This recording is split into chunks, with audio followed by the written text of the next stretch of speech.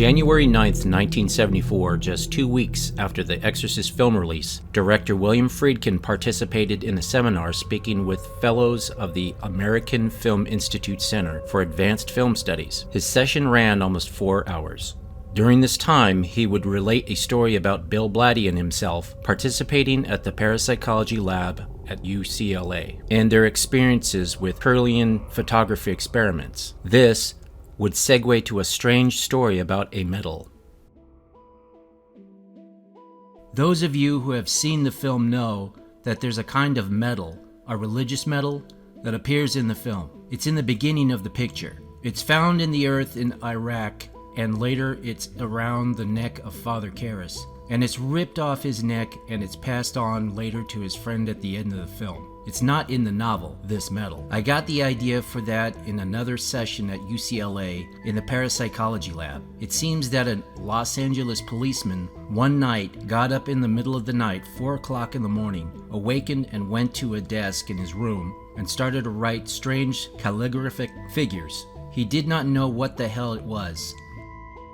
He took it down to the police precinct where he was stationed, and he showed it to a couple of his buddies, and they couldn't figure out what the hell it was. But one of his friends knew about Dr. Moss and the parapsychology lab at UCLA and said, "Why don't you take this to her and tell her about it and see what she comes up with?" He went down to see Dr. Moss, and she looked at what he had written, and she thought it looked like Chinese writing.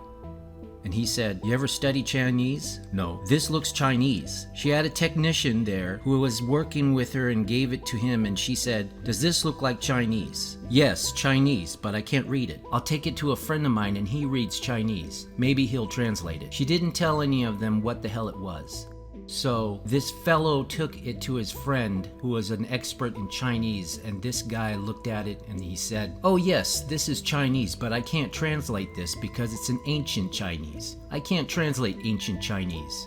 It turns out this fellow, this 25-year-old Los Angeles policeman, got up in the middle of the night and started writing ancient Chinese. So Dr. Moss put him through a number of experiments at the lab. One of the things that she did was she got a guy down there who was a mesmerist. And by the way, I've been mesmerized. It's a far-out trip, I gotta tell you. It largely consists of a person with sensitive hands who stands over you, and he just passes his hands over your aura, and he just does this for about 2 hours. He doesn't touch you. I mean, he stands behind you. He just passes his hands over you, and you go. I mean, you go out in a dark room, and you go out there, and you're gone. He literally affects your aura, and I had one trip, and Bill Blatty had another kind of trip on this stuff. His was more abstract than mine. Mine was really strange. Anyway, this guy mesmerized this cop, and through mesmeric experiments, this cop was able to pick up objects and give his impressions of the objects, knowing nothing about the object or the owner, and come remarkably close to the story. He was a psychic.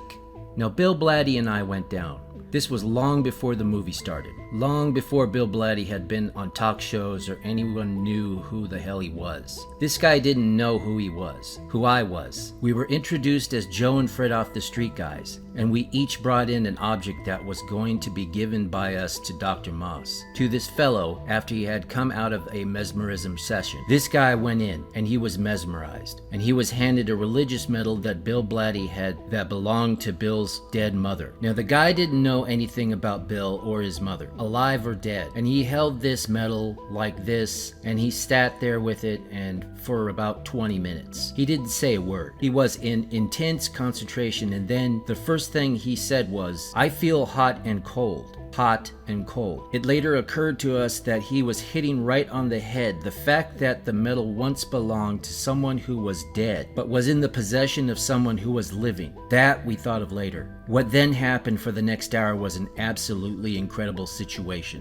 The guy started to describe the whole history of Bill Blatty, his mother. She was born in Lebanon. He described the shack in which she was born and lived and which Bill had pictures of. Again, not knowing who he was talking about. He said, "I see a woman," and he described a photograph, and I looked. I didn't know because obviously the object wasn't mine, and I didn't know anything of Blatty's history or his mother's. But I turned and I looked at Blatty, who was going absolutely ashen-face, white, and I knew the guy was hitting close. But I didn't realize that the guy hit spot on. Everything about Blatty, his mother, a dog that they had, how many brothers there were in the family. Right in the middle of this recital, he said, "Oh, someone on a motorcycle," and the motorcycle crashed. About 2 months before that, Blatty had been in a motorcycle accident and he couldn't walk. He had a cast on. The guy just hit everything and then the spell broke, whatever. And then Blatty is dying there and he was crying. And the guy went to hand him back the medal, and I saw the medal passing between this fellow and Bill Blatty come loose from its chain and fall to the floor. Now the medal was soldered to the chain. It wasn't clipped. It was an old medal that had been in the family for 50, 60 years or more. It was a good metal chain, good metal, and it just came right off and hit the floor, and that wiped me out. I mean, the guy didn't put any pressure on it. He held it only in one hand like this, and then he gave it back like that, and the metal came loose from the chain. So I kept that in the back of my mind to put in the movie, in its own way. That was a kind of experience, an example of an experience I had at the outset of this thing that convinced me that there was more on heaven and earth than I had dreamt of in my philosophy.